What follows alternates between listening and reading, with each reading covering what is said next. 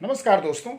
आज मैं बात कर रहा हूँ फाइटर अमिताभ बच्चन की। जी हाँ, फाइटर जो कभी पीछे मुड़कर नहीं देखता, फाइटर जो जिंदगी की हर जंग जीत करके बाहर आता है। और अमित जी को मैं जितना भी जानता हूँ, उनकी पहले पर्दे की भूमिका हो, उनके निजी जीवन की भूमिका हो, या बहुत ही संक्षिप्त जो पॉलिटिकल लाइफ थी उनकी, जो 3 साल उन्होंने 84 के चुनाव के बाद राजनीति में जब कदम रखा था, जिस भी रोल में देखिए वो फाइटर एक ज़बरदस्त अंदाज में आता है। ज़बरदस्त अंदाज में उतार चढ़ाव आते हैं लाइफ में। जो जीवन का एक क्रम होता है कि आप कभी अप पे जाते हैं, कभी डाउन पे आते हैं।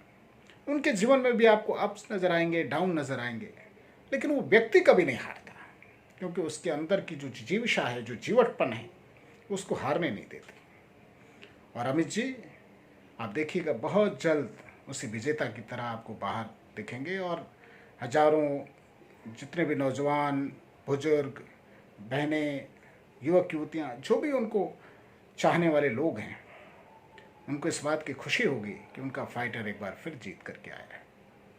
दोस्तों, मैं उन लोगों में नहीं हूँ जो अमित जी को बहुत ज़्यादा जानते हैं, लेकिन इतना ज़रूर जानता हूँ, और शायद हर कोई जो बहुत ज़्यादा फिल्मों में रुचि नहीं रखता होगा, और जो नई पीढ़ी के लोग हैं, जिनकी पीढ़ी में तमाम नए नए कलाकार सुपरस्टार बन कर के आ गए, वो भी अमित जी को इतना ज़रूर जानते होंगे कि एक ऐसा व्यक्ति जिसके जीवन की कहानी बहुत दिलचस्प है, जिसके जीवन की कहानी एक फाइटर की कहानी, जिसके जीवन में जीत का रंग भरा हुआ है। आप किसी भी रोल में देखिए, आप उनको शहंशाह का रोल उनका याद करते हो, आप कोई डॉन का रोल याद करता हो, कोई जंजीर का रोल याद करता हो। और जैसे मैंने कहा, मुझे उनकी पहली फिल्म शोले, जिसमें उनकी जय की भूमिका, वो कभी मेरे मन मस्तिष्क से हटी नहीं। तरह तरह के रोल होंगे। अभी पिछले हफ्ते उनकी गुलाबो सिताबो फिल्म रिलीज़ हुई है। लेकिन जो खूबी है, जिसकी बात करना चाहता हूँ, जो आज के नौजवानों को प्रेरित कर सकती है, जो बच्चों को प्रेरित कर सकती है, कितने अप्स एंड डाउन के बावजूद कोई व्यक्ति थकता नहीं है, हारता नहीं। 77 साल की उम्र में भी एक नौजवान की तरह काम करता है।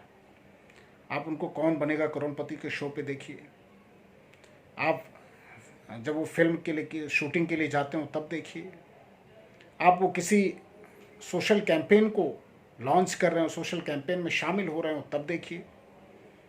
हर जगह उनकी वो इतनी पावरफुल भूमिका है, इतनी पावरफुल भूमिका है कि आपके मन मस्तिष्क में अंकित हो जाएगी। प्रेरित करती है, जज्बा देती है, जगाती है, आपको झकझोरती है कि उठो, लड़ो, जीतो। जो हमारी सूक्ति है हमारे शास्त्रों की, उत्तिष्ठत जागृत प्राप्त वरान निबोधित। आप ऐसी शख्सियत को देखिए तो लगता है कि हर वक्त प्रेरणा देते हैं कि उठो, जागो, आगे चलो, बढ़ते चलो, जीत अपने आप आती है। कोरोना की बीमारी से ग्रसित हुए हैं, और मुझे उनका वो वाक्य याद आता है कि बीमारी कोई कलंक नहीं होती, वक्त ही तो है, बीत जाएगा। निश्चित रूप से अमित जी, ये वक्त भी बीत जाएगा। आप हम जैसे तमाम लोगों के प्रेरणा स्रोत हैं, हजारों नौजवान पीढ़ी के लिए प्रेरणा स्रोत हैं।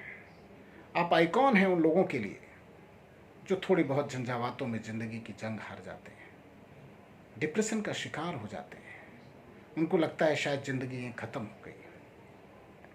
मुझे याद है, तब हम लोग छोटे थे, जब कुली फिल्म की शूटिंग के दौरान अमित जी को चोट लगी थी। पूरे देश में दुआएं हो रही थी, देश के बाहर 7 समंदर पार दुआएं हो रही थी, तरह तरह की अफवाहें तैर रही थी, लोगों को बहुत बीच बीच में निराशा हुई। लेकिन वो आपके अंदर का फाइटर था कि आप जीत कर आए। आपकी आंख में चोट लगी थी, कितना बड़ा ऑपरेशन, तमाम डॉक्टर्स को आश्चर्य हो रहा था कि आपकी जीत के बाद कि कैसे हुआ, लेकिन आप जीते, क्योंकि आपके अंदर वो जीवटपन था, वो जिजीविषा थी, जो हर वक्त हर कदम पे नजर आई।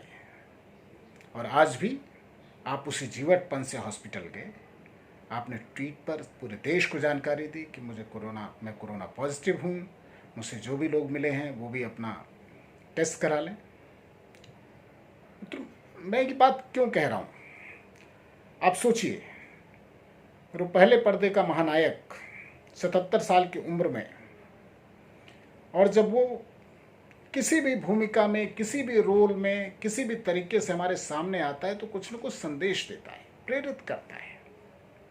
जब आप कोरोना महामारी से जूझ रहे हैं, कितना बड़ा खतरा है पूरे विश्व के सामने, देश के सामने, मानवता के सामने सबसे बड़ा संकट है।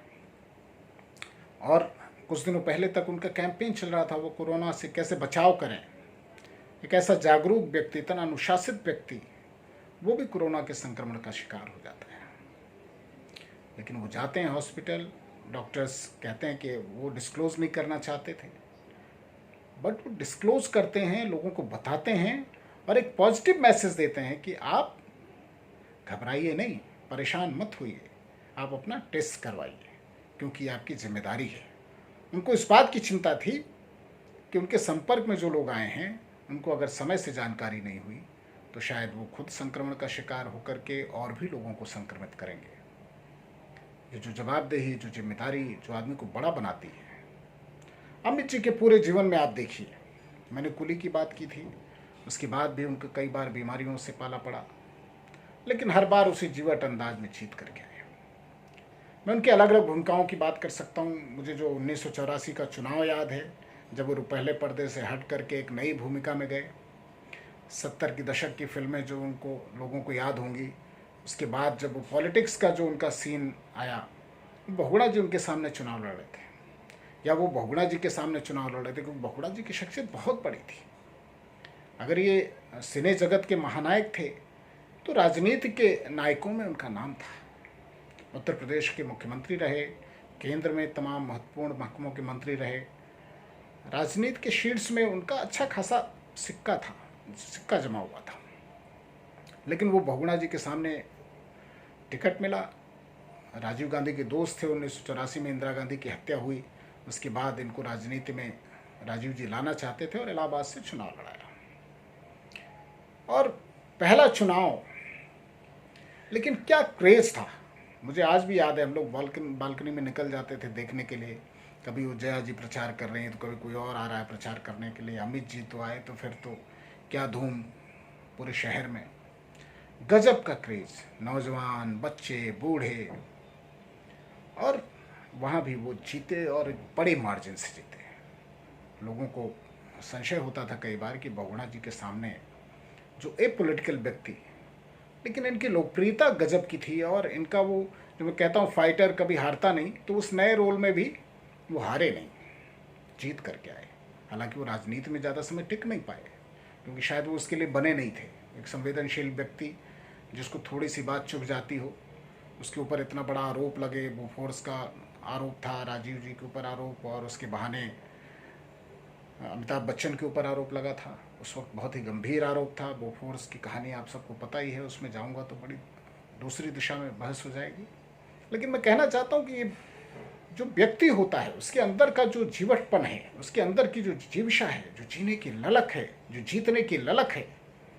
आप किसी भी भूमिका में जाइए, कितने भी सवालों से लोग घेर लें आपको, आपके निजी जीवन में भी कई बार तरह तरह के झंझावात आए। आज के दौर में जब छोटी छोटी परेशानी में हम परेशान हो जाते हैं, लगता है कि शायद जीवन ही खत्म हो गया, कुछ है ही नहीं करने को, क्या करेंगे। नौकरी के सामने संकट है, आजीविका के सामने संकट है, निजी जीवन में किसी तरह का संकट है, तो आपको अमिताभ बच्चन की जिंदगी देखनी चाहिए।